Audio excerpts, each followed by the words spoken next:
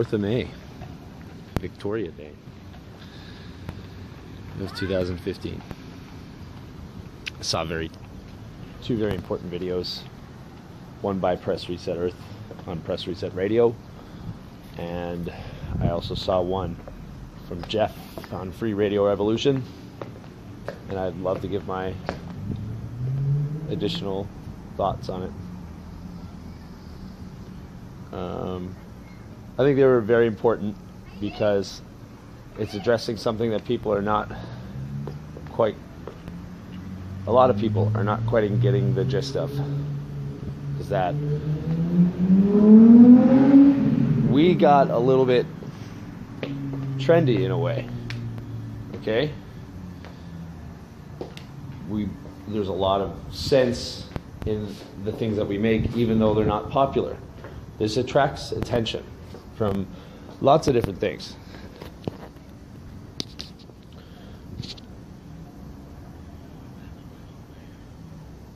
So what happens there, like Press said, is that it needs to be infiltrated, regardless of whether it's benevolent, malevolent. They need to have a hand in it if it gains traction. Okay, this is out of their handbook that you can see visibly now, but also, like Press said, this is one of the oldest tricks in the book. You just infiltrate. If you can't beat them, join them. Just like he said. Just like many have said before him. This is how it goes. People are paid to infiltrate. And it's been stressing a lot of people out. I've known it since I've been in here. And I'm starting to wonder why a lot of people are here, what we're doing. Let me see if I can kind of bring this into perspective. I was an ex-Mormon. I'm an ex-Mormon right now.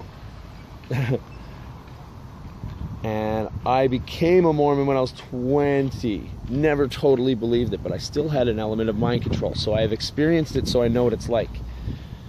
I've also spent the past 7 years to understand what that mind control was.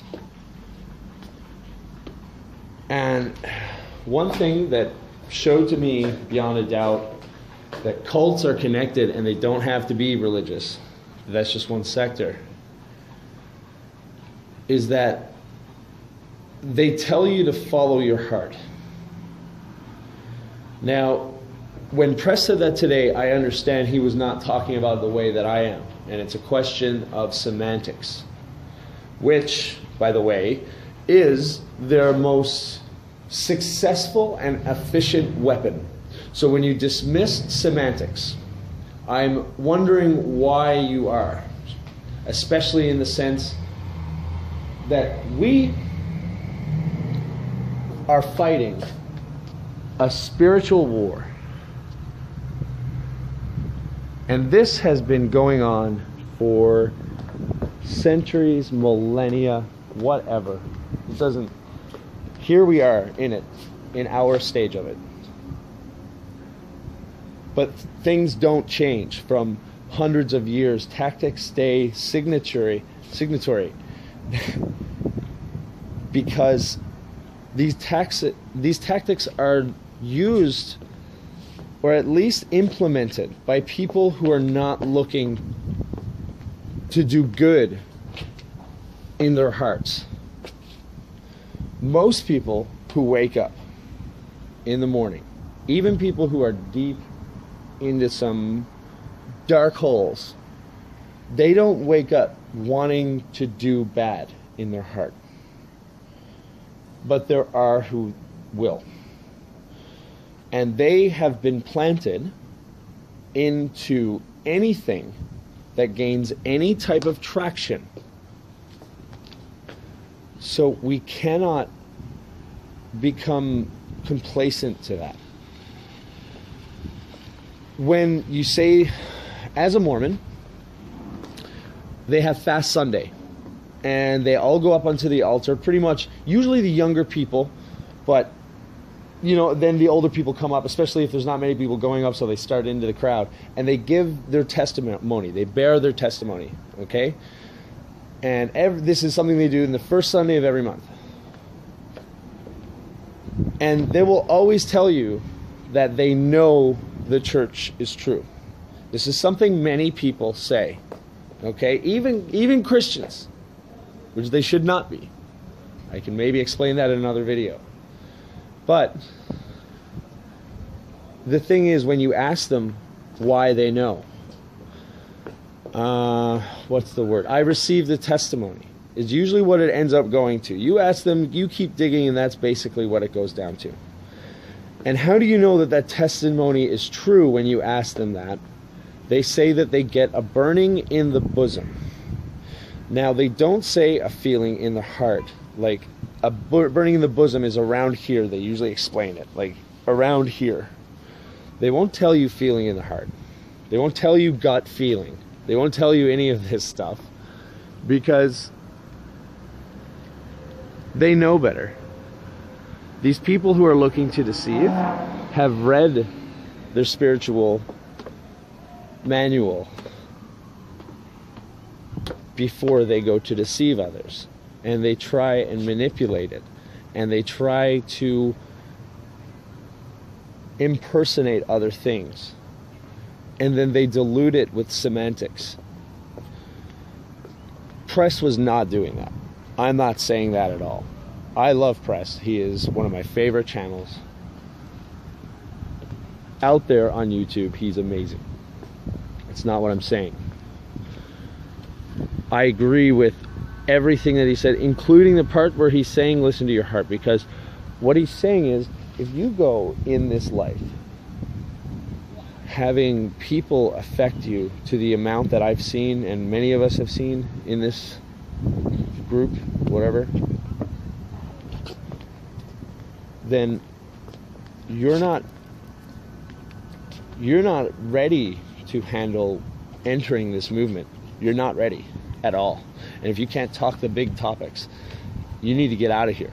And if you don't realize that the closer you get to truth, the closer you get to death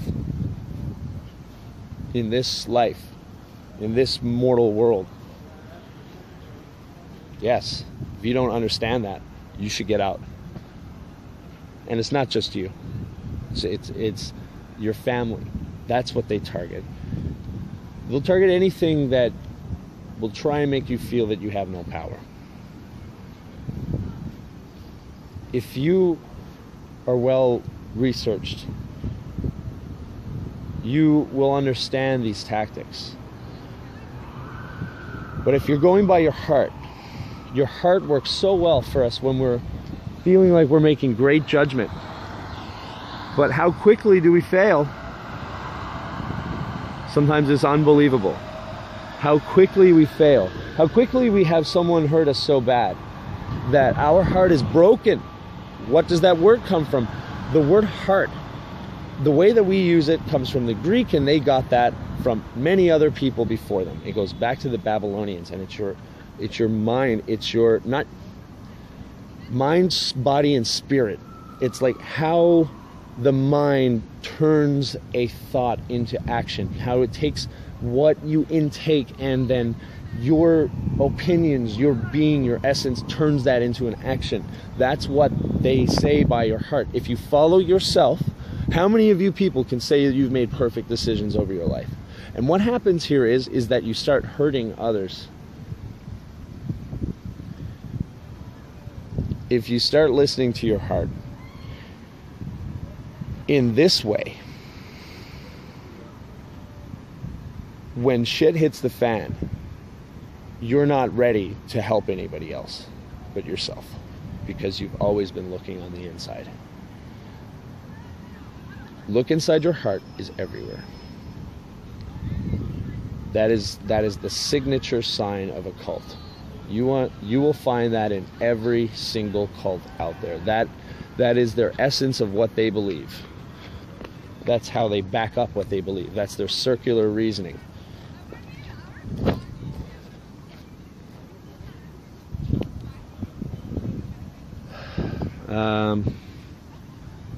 I want to say that this discussion is important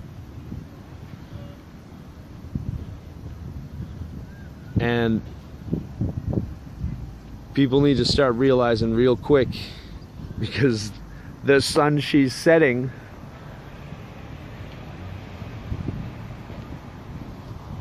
that if you don't know this is a spiritual war,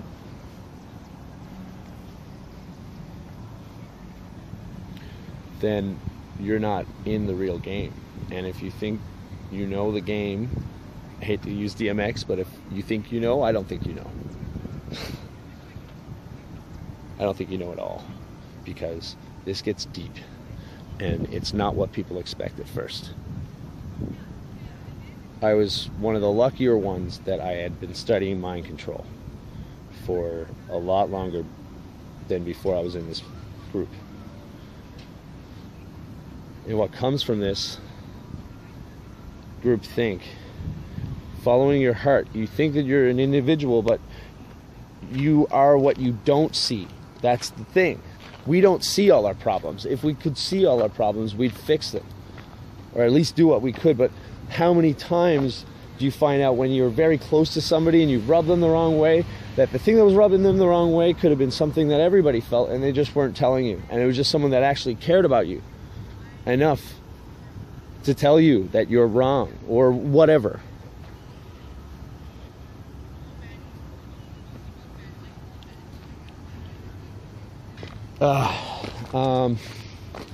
One other thing. I mean, some of these chats, I mean,